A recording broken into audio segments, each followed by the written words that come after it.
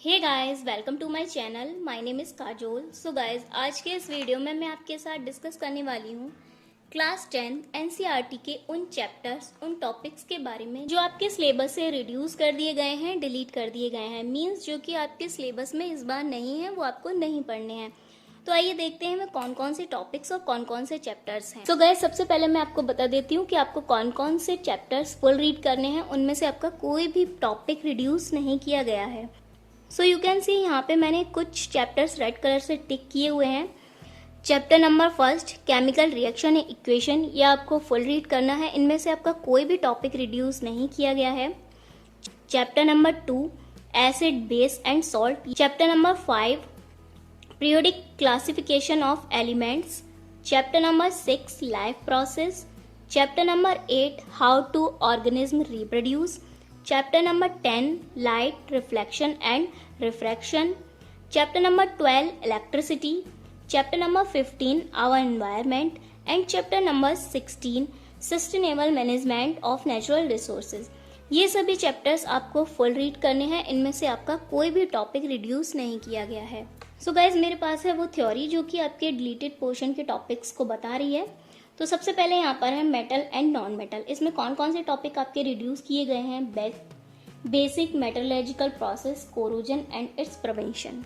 तो that means आपको physical properties full read करने हैं।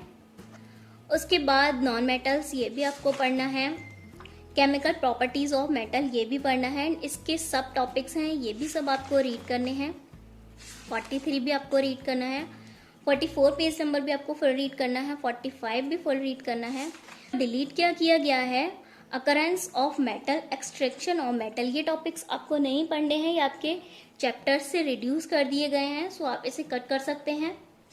ये उसी के सब टॉपिक्स हैं। तो अरेंजमेंट ऑफ ओर्स, ये भी आपको नहीं पढ़ने हैं। ये सभी टॉपिक्स आपके कट हो चुके हैं। उसके बाद में हमारे लिस्ट में कोरोजन भी आपके सिलेबस से कट कर दिया गया है, तो ये भी आपको नहीं पढ़ना है। एंड प्रिवेंशन ऑन कोरोजन, ये भी आपको नहीं पढ़ना है। तो इस guys, metal and non metal के इस चैप्टर में आपको 49 से 54 तक के पेज नहीं पढ़ने हैं। उसके अलावा इस चैप्टर में जो भी कुछ है आपको सभी पढ़ के जाना है। सो गाइज, उसके बाद बात करते हैं कार्बन एंड इट्स कंपाउंड। तो इसमें से आपके कौन कौन से टॉपिक्स को रिड्यूस कर दिया गया है? Nomenclature of carbon compounds containing function groups, halogen, alcohol, ketone, aldehyde, alkane, alkenes. Difference between saturated hydrocarbons and unsaturated hydrocarbons, chemical properties of carbon compound, combustion, oxidation, addition, substitution reaction, ethanol and ethanoic acid, only property and uses। यानी कि ethanol and ethanoic acid के only properties and uses आपको reduce करने हैं। सारी की सारी reactions आपको पढ़नी है। सोप एंड डिटर्जेंट, ये भी आपका सिलेबस से रिड्यूस कर दिया गया है। तो अब बुक के अकॉर्डिंग देख लेते हैं कि यानी कि आपको क्या रीड करना है, क्या रीड नहीं करना है। तो गाइस, ये है chapter number 4, carbon and its compound. तो यहाँ पे आपको bonding in carbon, the covalent bond, ये पढ़ना है। आप इस पर टिक लगा लीजिए, या नहीं किया गया है। ये सारे टॉपिक्स, ये पेज आपको पढ़ना है, ये पेज आपको पढ़ना है। उसके बाद saturated and unsaturated carbon compound, ये आपके सिलेबस से कट कर दिया गया है, तो आप इसे कट कर सकते हैं, ये आपको नहीं पढ़ना है।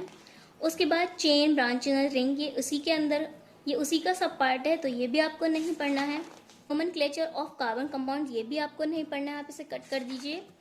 उसके बाद chemical properties of carbon compound, ये भी cut. Combustion, oxidation, additional reaction, substitution reaction, ये भी आपको नहीं पढ़ना है। सम इम्पॉर्टेंट कार्बन कंपाउंड, जो कि ethanol and ethanoic acid, ethnic acid की ओनली प्रॉपर्टीज एंड यूजेस को आपको रिड्यूस करना है। उसकी रिएक्शंस आपको पढ़ के जाना है। तो यहाँ पे जो आपका इथेनॉल इथेनोइक एसिड है, इसमें से आपको ओनली इसकी प्रॉपर्टीज को तो कट कर देना है, लेकिन इनकी रिएक्शंस यानी कि कैसे बनते हैं ये आपको पढ़ के जाना है। और इथेनोइक एसिड, ये आपको कट कर देने हैं, लेकिन इसकी रिएक्शन को आपको पढ़ के जाना है। ये आपके सिलेबस से रिड्यूस नहीं किया गया है। उसके बाद इस चैप्टर में आगे बढ़ते हैं। तो सोप एंड डिटर्जेंट्स, ये पूरा का पूरा पोर्शन आपका कट कर दिया गया है। So that's all about this.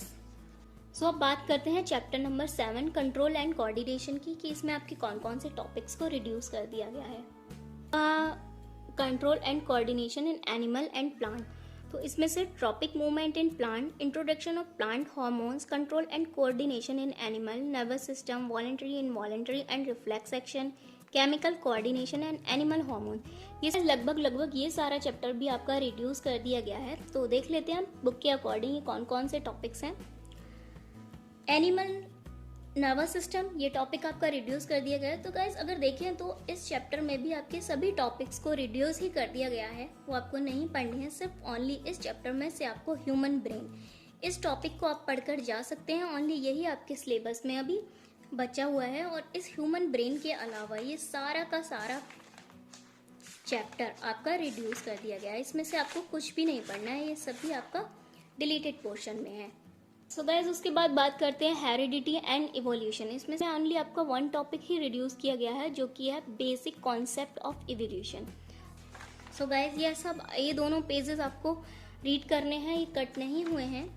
Only आपको ये इवोल्यूशन टॉपिक को रिड्यूस करना है, इसको नहीं पढ़ना है। और जो इवोल्यूशन रिड्यूस होता है तो ये उसके सब टॉपिक हैं, ये फर्स्ट, सेकेंड, ये आपको नहीं पढ़ के जाने हैं। उसके अलावा ये जितना भी चैप्टर है ये आपको सारा का सारा रीड करना है, ये सारा का सारा अभी आपके सिलेबस में है।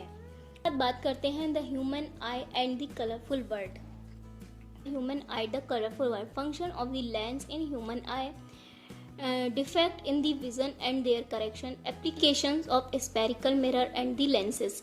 सो गाइज ये जो टॉपिक है application and spherical mirror in lenses, ये आपका ह्यूमन आई चैप्टर का टॉपिक नहीं है, ये आपके लाइट चैप्टर का टॉपिक है।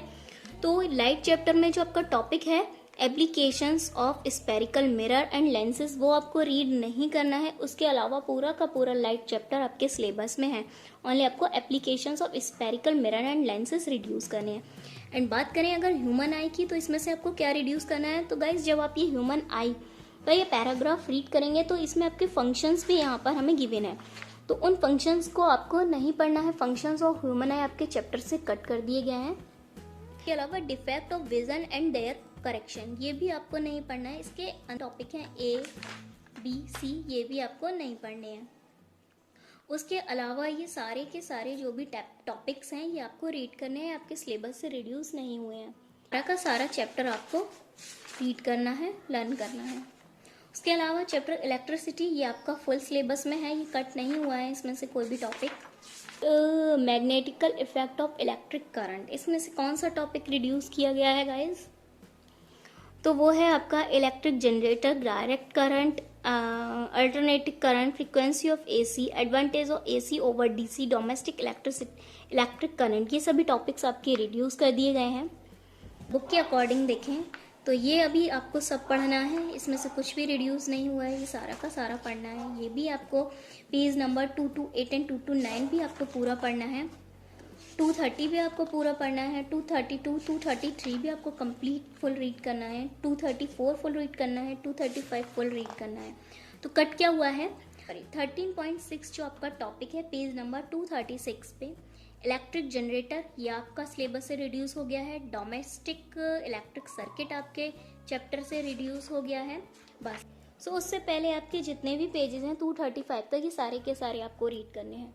चैप्टर सोर्स ऑफ एनर्जी, इसमें से कौन कौन से टॉपिक आपके रिड्यूस हुए हैं। Different form of energy, convection and non convection source of energy, fossil fuels, solar energy, biogas, wind, wine, tidal energy, nucleus energy, non renewable source of energy. तो समझ लीजिए सारा का सारा चैप्टर ही आपका रिड्यूस है। अगर आप एक बार को इसको नहीं भी पढ़ के जाएंगे तो काम चल जाएगा। सो आप बुक के अकॉर्डिंग देख लेते हैं कि वो कौन कौन से टॉपिक्स हैं जो आपको नहीं पढ़ने हैं। तो गाइज ये सारा का सारा तो आपको कट ही हो गया। जब कन्वेक्शनल सोर्स ऑफ एनर्जी आपका टॉपिक रिड्यूस हुआ है तो उसी के सब टॉपिक्स हैं आपका fossil fuel, thermal power plant, hydro plant, ये सभी आप कट कर दीजिए, ये आपके सिलेबस में नहीं है। आप उसके बाद बायोमास, विंड एनर्जी, ये सभी आपके टॉपिक्स कट हैं। अल्टरनेट और non conventional source of energy, ये भी टॉपिक आपका कट हो चुका है। सोलर एनर्जी काट दीजिए। Energy form of sea, tidal energy, wave energy, ocean thermal energy, geometrical energy, nucleus energy, ये सभी टॉपिक्स आपके सिलेबस से कट हैं। Environment consequence, how long will be energy source last us, ये भी सब। तो समझ लीजिए कि ये सारा का सारा चैप्टर ही आपका कट है। आप इसको नहीं भी पढ़ के जाएंगे तो काम चलेगा। ये guys I think this video is very helpful to you. आपको समझ में आ गया होगा कि आपके कौन कौन से टॉपिक्स एंड चैप्टर आपको नहीं पढ़ने हैं और कौन कौन से टॉपिक एंड चैप्टर आपको पढ़ने हैं। तो आप अपने सिलेबस के अकॉर्डिंग अपनी प्रिपरेशन स्टार्ट कर दीजिए। आपको वीडियो हेल्पफुल लगा हो, पसंद आ गया हो तो वीडियो को लाइक करें and please do subscribe my channel and don't forget to press the bell icon so that you get notified my all new video update, and guys you can also follow me on Instagram for any query and latest video update. Bye bye.